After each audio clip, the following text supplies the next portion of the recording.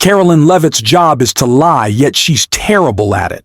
Instead of making convincing points, she hurls personal attacks that crumble against the blatant evidence of Trump's criminality. Her latest meltdown came over Donald Trump's ego-driven criminal takeover of D.C., a move meant to play pretend strongman and pave the way for darker goals, as Tim Miller explained. It's all a setup for when there are more protests.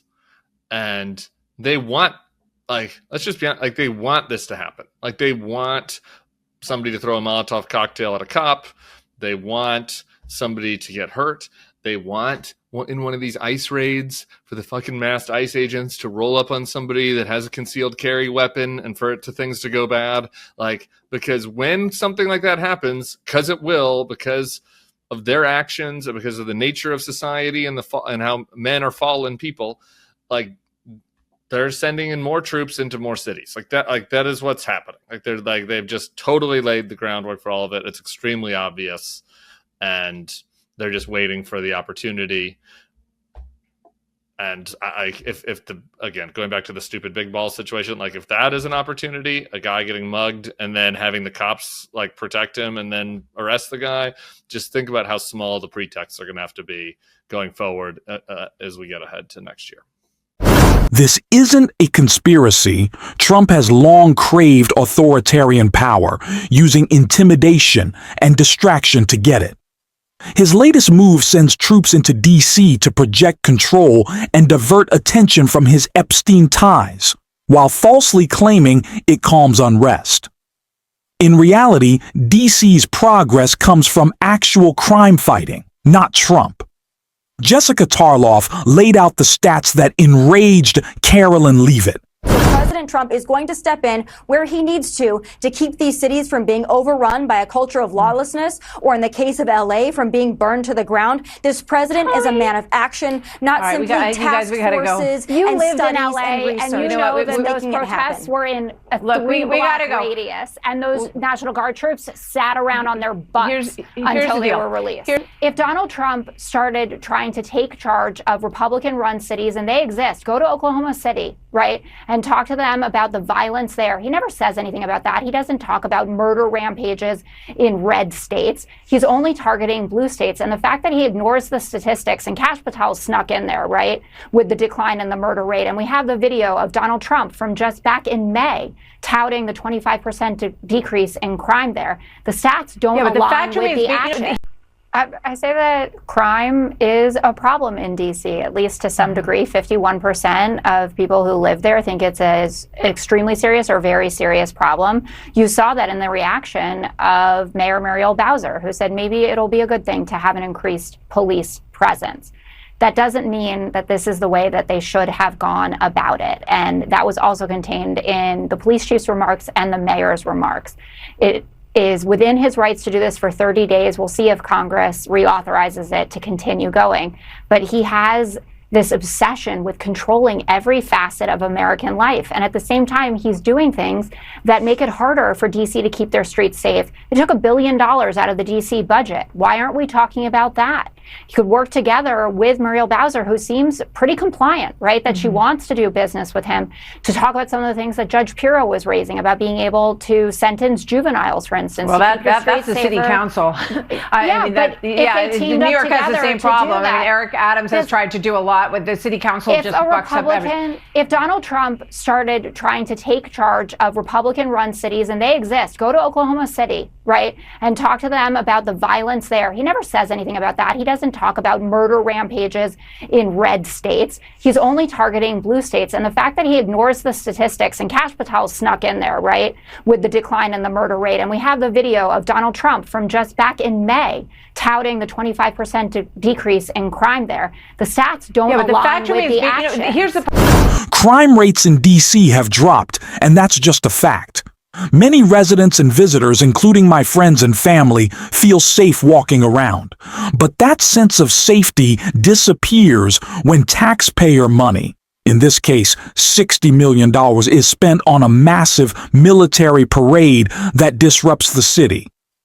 What's more concerning is the reported behavior of certain individuals deployed in the city, engaging in questionable stops and searches, particularly targeting a historically black university. This raises serious concerns about bias and fairness in enforcement.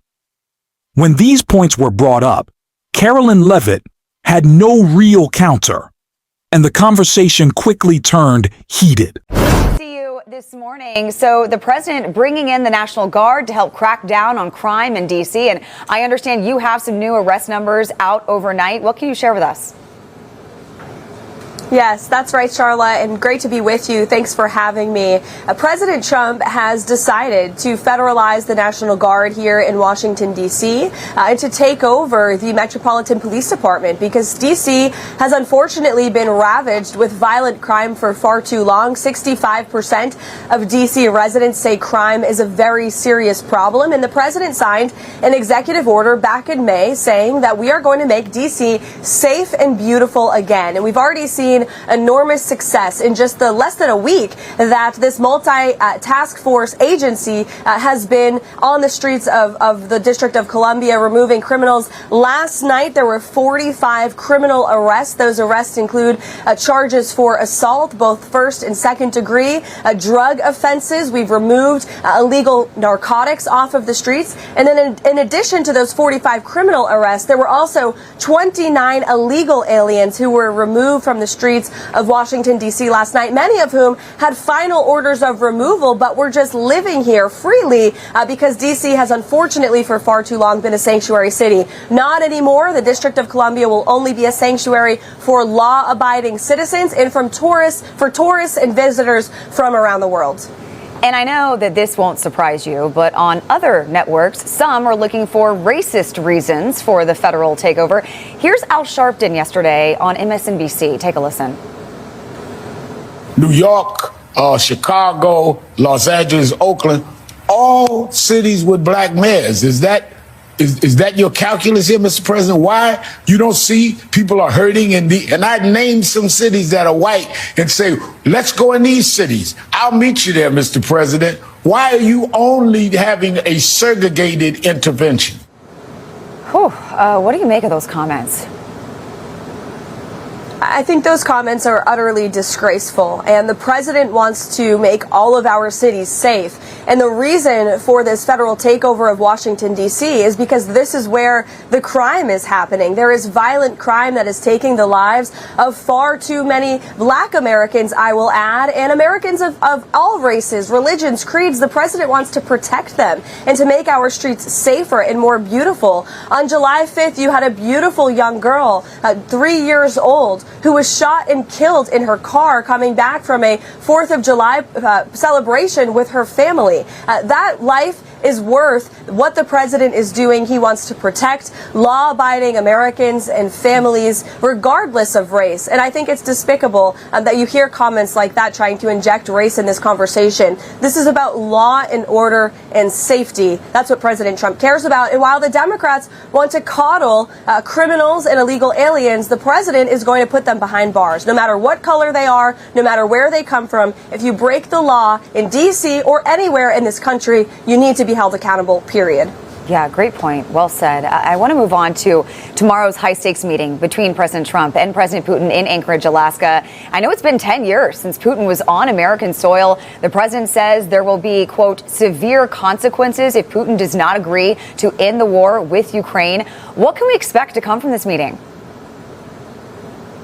Well, the president looks forward to the meeting tomorrow. This came at the request of Russia President Vladimir Putin. And the President Trump has taken every lever and has exhausted so many options in trying to bring this brutal war, which he inherited from Joe Biden because of Joe Biden's weakness and incompetence. He's exhausted every option to bring this to a peaceful diplomatic resolution. And so the president is willing to sit down with Russian President Putin tomorrow, look him in the eye, sit face to face, and see what progress can be made to move the ball forward to peace. So the president will be departing here at the White House bright and early tomorrow, 6:30 in the morning, for Anchorage, Alaska, where the two leaders will take part in a one-on-one meeting, followed by a bilateral lunch with the respective delegations from each country, then followed by a press conference. So we look forward to the day to see what comes from it. President Trump has incredible instincts. That's why he was overwhelmingly reelected back to this office. That's why he's been able to bring 7 global conflicts to an end in just 7 months here as president. And it's because he knows how to use the leverage of the United States of America to broker peace. And so that's what he'll be seeking to do tomorrow. White House Press Secretary Karoline Leavitt, great to have you with us this morning. Thank you so much.